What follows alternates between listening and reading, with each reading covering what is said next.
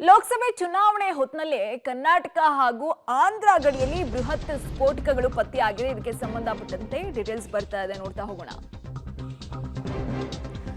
ಕರ್ನಾಟಕ ಹಾಗೂ ಆಂಧ್ರ ಗಡಿಯಲ್ಲಿ ಬೃಹತ್ ಸ್ಫೋಟ ವಶಕ್ಕೆ ಪಡ್ಕೊಂಡಿದ್ದಾರೆ ಪೊಲೀಸರು. ಸ್ವಿಫ್ಟ್ ಕಾರ್ನಲ್ಲಿ ಸ್ಫೋಟಕ ಸಾಗಿಸ್ತಾ ಇದ್ರು. ಇಂತಹ ವೇಳೆಯಲ್ಲಿ ಪೊಲೀಸರು ಸೀಸ್ ಮಾಡಿದ್ದಾರೆ. 1200 ಜಿಲೆಟಿನ್ ಕಡ್ಡಿಗಳು, 7 ಬಾಕ್ಸ್ ವೈರ್ ಅನ್ನ ವಶಕ್ಕೆ ಪಡ್ಕೊಳ್ಳಲಾಗಿದೆ. ಇನ್ನು ಸ್ಫೋಟಕ ಸಾಗಿಸ್ತಾ ಇದ್ದಂತಹ ಆಸೀಫ್ ಎಂಬ ವ್ಯಕ್ತಿಯನ್ನ ಬಂಧನಕ್ಕೆ ಒಳಪಡಿಸಲಾಗಿದೆ. ಸದ್ಯಕ್ಕೆ ಪೊಲೀಸರು ಅಕ್ರಮ ಗಣಿಗಾರಿಕೆಗೆ ಸ್ಫೋಟಕ ಸಾಗಿಸ್ತಾ ಇದ್ದಂತಹ ಶಂಕೆಯನ್ನ ಈಗ ಪೊಲೀಸರು ವ್ಯಕ್ತಪಡಿಸ್ತಾ ಇರುವಂತದ್ದು. ಆಂಧ್ರ ಪ್ರದೇಶದಿಂದ ರಾಜ್ಯಕ್ಕೆ ಬರ್ತಾ ಇದ್ದಂತಹ ವೇಳೆ ಈಗ ಸ್ಫೋಟಕವನ್ನ ಪೊಲೀಸರು ವಶಕ್ಕೆ ಪಡ್ಕೊಂಡಿರುವಂತದ್ದು. ಚುನಾವಣೆ ಟೈಮ್ನಲ್ಲಿ ತೀವ್ರ ಆತಂಕ ಮೂಡಿಸುವಂತಹ ಘಟನೆ ಇವತ್ತು ನಡೆದಿರುವಂತದ್ದು.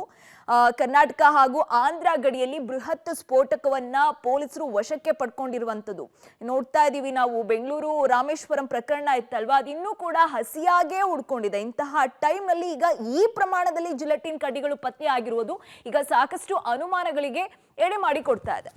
ಲೋಕಸಭೆ ಚುನಾವಣೆ ಹೊತ್ತಿನಲ್ಲಿ ಬಳ್ಳಾರಿಯಲ್ಲಿ ಕೋಟಿ ನಗದು, ಚಿನ್ನ, ಬೆಳ್ಳಿಯನ್ನ ಪೊಲೀಸರು ಸೀಸ್ ಮಾಡಿರುವಂತದ್ದು. ಬ್ರೂಸ್ಪೇಟೆ ಪೊಲೀಸರು ಕಾರ್ಯಾಚರಣೆ ಮಾಡಿ 5,60,00,000 ನಗದನ್ನ ಸೀಸ್ ಮಾಡಿದ್ದಾರೆ. ಜೊತೆಗೆ 3 ಕೆಜಿ ಬಂಗಾರ, 103 ಕೆಜಿ ಬೆಳ್ಳಿ ಆಭರಣ, 21 ಕೆಜಿ ಬೆಳ್ಳಿ ಸೇರಿದಂತೆ ಒಟ್ಟು 7,06,00,000 ಮೌಲ್ಯದ ನಗ ನಾಣ್ಯವನ್ನ ಪೊಲೀಸರು ಜಪ್ತಿ ಮಾಡಿಕೊಂಡಿದ್ದಾರೆ.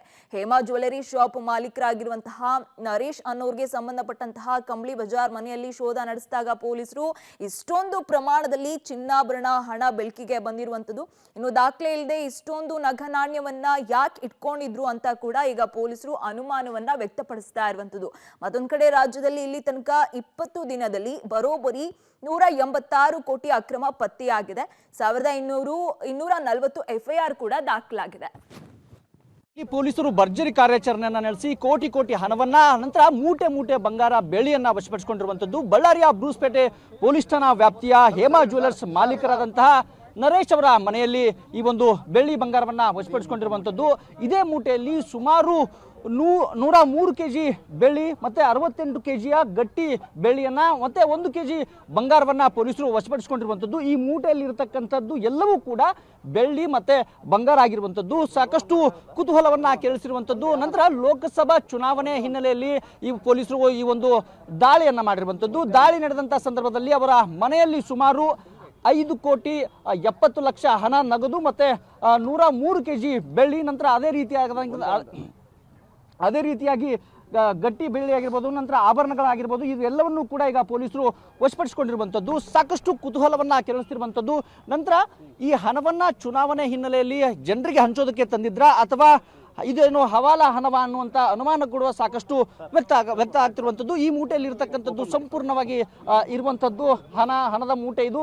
ನಂತರ ಪೊಲೀಸರು ಈಗ ದೃಶ್ಯದಲ್ಲಿ ನೋಡಿದ್ರೆ ಗೊತ್ತಾಗುತ್ತೆ ಪೊಲೀಸರು ಹೇಗೆ ಆ ಕಂತೆ ಹಣವನ್ನ ಬ್ಯಾಗ್ನಲ್ಲಿ ತುಂಬ್ತಾ ಇದ್ರು ಅನ್ನುವಂಥದ್ದು ಗೊತ್ತಾಗ್ತಿರುವಂಥದ್ದು.